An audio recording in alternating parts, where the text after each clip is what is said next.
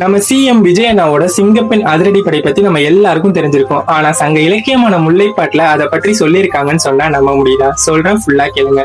சங்க இலக்கியமான முல்லைப்பாட்டுல பெண்களோட வீரத்தையும் அவர்கள் அளித்த பாதுகாப்பையும் பற்றி ஒரு அழகான வர்ணனை இருக்கு. உடம்பிலா வரிந்து கச்சி யாத்து வாழ் தோல் கோத்த வன்கண் மகளிர்னு. அப்படின்னா இவங்க சாதாரணமான காவலர் இல்லைன்னும், உடம்புல கச்சை கட்டி தோல்ல வாளை தொங்க விட்டு மக்கள் தூங்குற நேரத்திலையும் விழித்திருந்து காவல் காத்திருக்காங்க. எந்த நேரத்துல யார் வந்து அட்டாக் பண்ணாலும் அட்டாக் பண்ண ரெடியா இருப்பாங்களாம். அதனால இவங்களை வன்கண் மகளிர், அதாவது பயம்னா என்னன்னே அறியாத வீரமிக்க மகளிர்னு கொண்டாடப்பட்டாங்க. நம் தமிழ் பெண்கள் எவ்வளவு வீரமா இருந்திருக்காங்க.